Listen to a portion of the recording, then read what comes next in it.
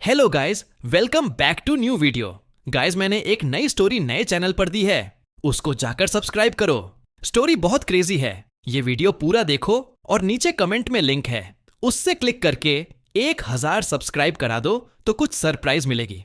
चलो शुरू करते हैं वीडियो। नारुतो अतीत में लौटने के बाद आखिरकार अपने चुने हुए लक्ष्य तक पहुंच गया था। तभी व्हाइट जेट्सू की तरफ से खबर आई कि डेल्टा अभी कोनोहा की ओर उड़ान भर रहा है। यह सुनते ही नारुतो ने खुद उससे आमना सामना करने का फैसला किया। एक सुनहरी रोशनी चमकी और अगले ही पल वो डेल्टा के ठीक नीचे प्रकट हुआ। डेल्टा ने उसे देखा तो चौंक गया और बिना वक्त गंवाए उस पर हमला कर दिया। लेकिन नारुतो ने वहीं खड़े खड़े बस एक हाथ से उसका ताइजुत्सु रोक लिया। ये देखकर डेल्टा भड़क उठा। हमला करते हुए उसने गुस्से में कहा, ज्यादा खुद को महान मत समझ, कुछ सील दिखाने से तू ऊपर नहीं हो जाता। नारुतो मुस्कुराया, सील्स तो एक महान खोज है, उन्हें कम मत समझ। इतना कहकर उसने अपनी उंगली के सिरों पर एक मिनी कंप्रेस्ड रसेन शुरिकेन तैयार की और उसे सीधे डेल्टा की तरफ फेंक दिया। इतनी छोटी रसेन शुरिकेन देखकर डेल्टा हंस पड़ा। ये क्या बच्चों का खिलौना है? वो आगे बढ़ा ताकि उसे अपनी अब्जॉर्प्शन टेक्निक से सोख ले। लेकिन कुछ ही पलों में उसे अजीब लगा, क्योंकि रसेन शुरिकेन का साइज छोटा तो हो ही नहीं रहा था। उसकी अब्जॉर्प्शन आई से अचानक अलार्म की आवाज आई। वो झटके से पीछे हटा और अगले ही पल रसेन शुरिकेन के फटने से एक धमाका हुआ जो 10 टेल्स के विस्फोट जितना भयंकर था। काफी दूर जाकर रुका डेल्टा। सामने बने गहरे गड्ढे को देखकर उसके होश उड़ गए। इतनी साधारण लगने वाली जुत्सु ने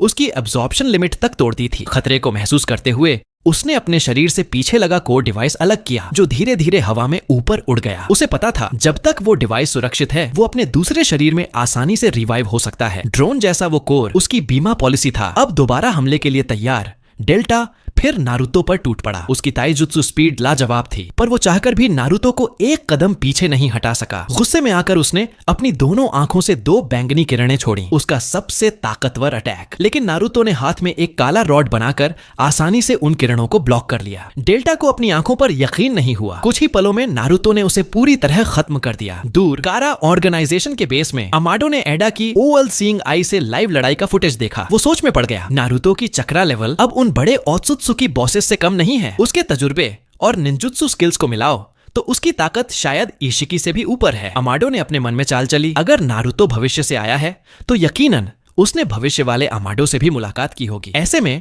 नारुतो से डील करना जिगेन से कहीं ज्यादा फायदेमंद रहेगा। उधर नारुतो चुपचाप डेल्टा के उड़ते ड्रोन का पीछा कर रहा था, क्योंकि वही उसका कोर था जो अब सीधा कारा के बेस की ओर जा रहा था। उसे पकड़कर नारुतो बेस का लोकेशन पता कर सकता था। असल में यही अमाडो की प्लानिंग थी। वो चाहता था कि नारुतो उस बेस तक पहुंचे। थोड़ी देर बाद अपनी उपस्थिति पूरी तरह छिपाए हुए नारुतो ने आखिरकार कारा बेस ढूंढ लिया। वहां उसने फ्लाइंग थंडर गॉड मार्क छोड़कर पहले कोनोहा के पास लौटने का फैसला किया। उसने ओबितो को आदेश दिया, इशिकी की स्टोन टेल बीस्ट को बाहर निकालो और सील करो। स्टोन टेल गरजता हुआ तड़पने लगा। नारुतो ने कहा, घबराओ मत, जल्दी ही तुम्हें असली ओत्सुत्सुकी का स्वाद चखाऊंगा। असल में उसका इरादा था इशिकी को उसी स्टोन टेल के भीतर फेंक देने का और फिर किसी एक को उस बीस्ट का जिंचुरिकी बनाना। सब तैयारी पूरी करने के बाद नारुतो ने फ्लाइंग थंडर गॉड एक्टिव किया। उसका गुस्सा अब काबू में नहीं था। ओबितो ने पहली बार उसे इतना क्रोधित देखा। उसने पूछा, मदद चाहिए? नारुतो ने ठंडे स्वर में कहा, नहीं, बस तुम लोग स्टोन टेल पर नजर रखना। इतना कहकर वो गायब हो गया। अगले ही पल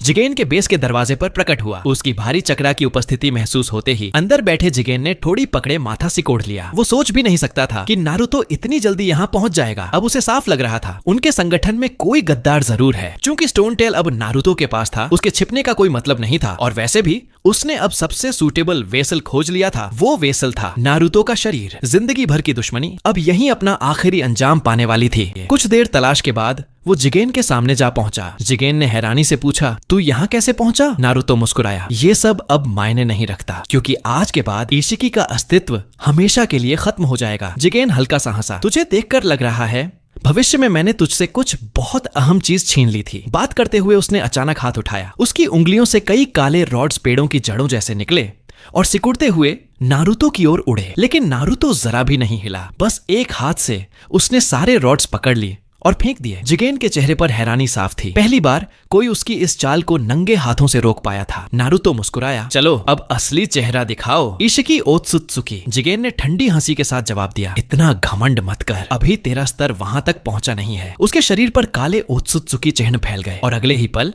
उसकी स्पीड इतनी बढ़ गई कि वो सीधे नारुतो के पीछे प्रकट हुआ। क्या? नारुतो चौंका भी नहीं था कि जिगेन का एक जबरदस्त किक उसकी पीठ पर पड़ा और वो तोप के गोले की तरह जमीन में जा ढसा। उसके भीतर मौजूद कुरामा ने चेताया, सावधान रहना, वो मजाक नहीं है, वो है ओत्सुत्सुकी इशिकी। भले ही ये शरीर कमजोर हो, लेकिन असली ताकत तो वही है जिसने सास्के और नारुतो दोनों को एक साथ कुचल दिया था। नारुतो ने मुस्कुराते हुए कपड़े झाड़े। तुम भी ना कुरामा, बात करने में अब हिनाता जैसी हो गई हो, एकदम नॉन स्टॉप। इतना कहने के बाद जिगेन फिर गायब हुआ, पर अब नारुतो के पास था रिनेगन और उसके लिए उसे ढूंढ निकालना मुश्किल नहीं था। जैसे ही जिगेन दोबारा प्रकट हुआ, नारुतो भी उसी पल उसके पीछे आ गया। वो बोला, लगता है तेरी स्पीड भी अब कुछ खास नहीं रही। जिगेन गुस्से में फिर सिकुड़ गया और उसके मुक्के से बच गया, लेकिन ऊपर नजर उठाई तो देखा एक विशाल रसेंगन उसके सिर के ऊपर था। उसने तुरंत अब्जॉर्प्शन टेक्निक एक्टिव की। रसेंगन धीरे धीरे सिकुड़ने लगा, पर नारुतो को कोई जल्दी नहीं थी, क्योंकि वो जानता था जैसे ही जिगेन अब्जॉर्प्शन शुरू करेगा वो श्रिंक करने की ताकत खो देगा। इसी मौके का फायदा उठाते हुए नारुतो ने अपने पीछे से चक्रा आर्म्स निकाले, एक truth seeking orbs black rod पकड़ा और सीधा वार किया। खतरे को भांपते हुए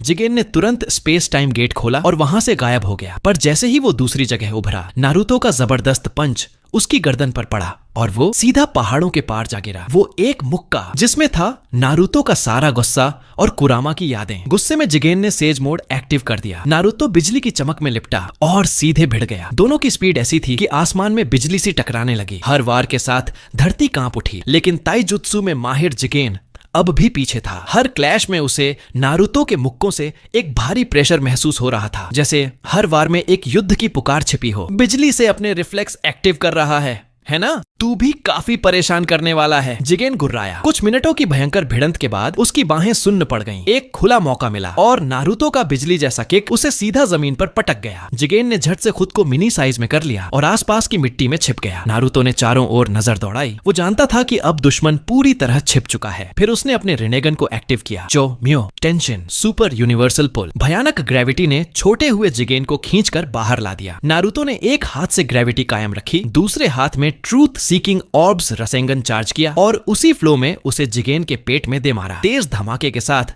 उसके शरीर पर बना गोल सील फट गया और काले धुएं के बीच असली रूप सामने आया। इशिकी ओत्सुत्सुकी। नारुतो ने गंभीर चेहरा बनाते हुए कहा, आखिरकार मैंने तेरा असली चेहरा देख ही लिया, ओत्सुत्सुकी इशिकी। बस इतनी ही थी वीडियो।